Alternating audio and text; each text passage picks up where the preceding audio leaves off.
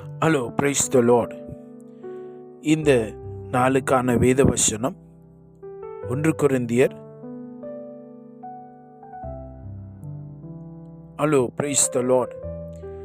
இந்த நாளுக்கான வேத வசனம் 2 கொரிந்தியர் 1 அதிகாரம் 3 வசனம். நமது கர்த்தராகிய இயேசு கிறிஸ்துவின் பிதாவாகிய தேவனும் இரக்கங்களின் பிதாவும் சகல விதமான ஆறுதலின் தேவனமாய் இருக்கிறவருக்கு ஸ்தோத்திரம் என்று இந்த வசனத்தில் நாம் வாசிக்கிறோம்.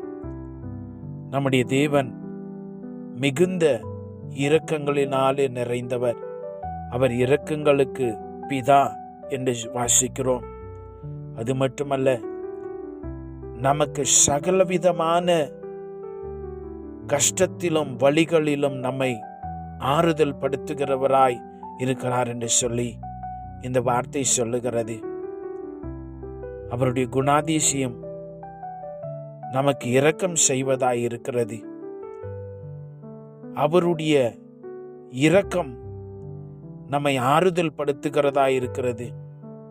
எனக்கு அன்பான தேவனுடைய பிள்ளைகளே, இந்த ஆறுதல் என்று சொல்வது மாமிச பிரகாரமானது மட்டுமல்ல, இது ஆவிக்குரியதாக இருக்கிறது. இது நம்முடைய மனதிலே தைரியத்தையும் சமாதானத்தையும் இந்த தேவனுடைய ஆறுதல் கொண்டு வருகிறது.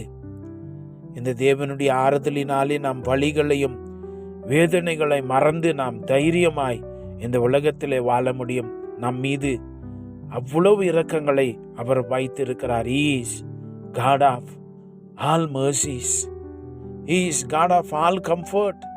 நமக்கு அவ்வளவு தயவு தேவன் செய்திருக்கிறார். எனக்கு அன்பான தேவனுடைய பிள்ளைகளே, இன்றைக்கு இந்த உலகத்தில் அநேக ஜனங்கள் அவர்களுக்கு உண்டாகிற ஒரு பெரிய காரியம் என்ன தெரியுமா?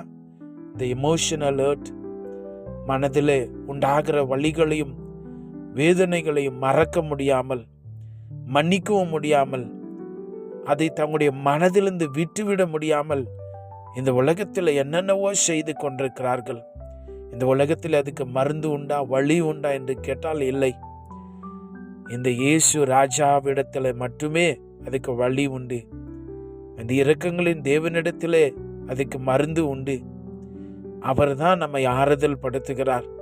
அந்த வழியை மறந்து, அந்த வழி இல்லாமல் நம்ம தைரியமாய் சமாதானத்தோடு இந்த உலகத்தில் வாழ அவருடைய இரக்கம் தான் நமக்கு உதவி செய்கிறதா இருக்கிறது.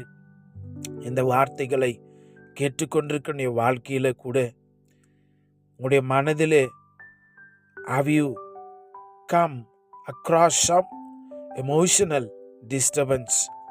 நீங்களுடைய வாழ்விலே உணர்வு பூர்வமான இடையூறுகளை சந்தித்திருப்பீர்கள் என்று சொன்னால் கவலைப்படாதிருங்கள். இயேசு ராஜா உங்களுக்கு மிகுந்த ஆறுதலினாலே உங்களை தேற்றுவார், உங்களை பலப்படுத்துவார். தேற்றரவாளன் ஆகிய பரிசுத்தர் இந்த நாளிலே தம்முடைய மகிமையினாலே உங்களை மறைத்துக் கொள்வார். சங்கீதம் 72:19 சொல்லுகிறது, அவருடைய மகிமை பொருந்திய நாமத்துக்கு என்றென்றைக்கும் ஸ்தோத்திரம் உண்டாவதாக. பூமி முழுவதும் அவருடைய மகிமையால் நிறைந்திருப்பதாக. ஆமேன், ஆமேன் என்று இந்த வசனத்தில் வாசிக்கிறோம். இன்றைக்கு உங்களையும் உங்களுடைய குடும்பங்களையும் உங்களுடைய பிள்ளைகளையும் உங்களுடைய நிலைமைகளை அறிந்திருக்கிற தேவனாகிய கர்த்தர் தம்முடைய இரக்கங்களினாலும் தம்முடைய மகிமையினாலும் தம்முடைய சகல ஆறுதல்களினாலும் இந்த நாளில் உங்களை நிரப்பி நடத்துவாராக. நீங்கள் தேவனாலே ஆறுதல் அடையுங்கள். தேவனுடைய தைரியத்தையும் சமாதானத்தை கொண்டு இந்த உலகத்தில் வாழுங்கள். கர்த்தர் உங்களை ஆசீர்வதிப்பாராக. நாம் ஜெபிக்கலாமா?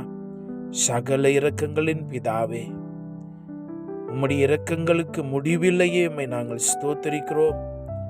இந்த நாளிலும் பிள்ளைகள் தங்களுடைய வாழ்விலே கடந்து போன எல்லா விதமான ஆண்டவரே கருகலான பாதைகள், இருட்டான நாட்கள், வழி நிறைந்த நேரங்களுக்காய் ஸ்தோத்திரம். உம்முடைய பிள்ளைகளை நீர் ஆறுதல் படுத்துகிறவராய் அவைகளிலிருந்து இவர்கள் வெளியிலே வரும்படி நீர் மிகுந்த இரக்கங்களை இவர்களுக்கு காண்பிக்கிறதுக்காய் ஸ்தோத்திரம். ஆண்டவரே, மனமுடைந்து சோர்ந்து போயிருக்கிற நம்முடைய பிள்ளைகள் மீது நம்முடைய கரங்களை வைத்து நம்முடைய ஆறுதல் அவர்களை தொடுவதாக.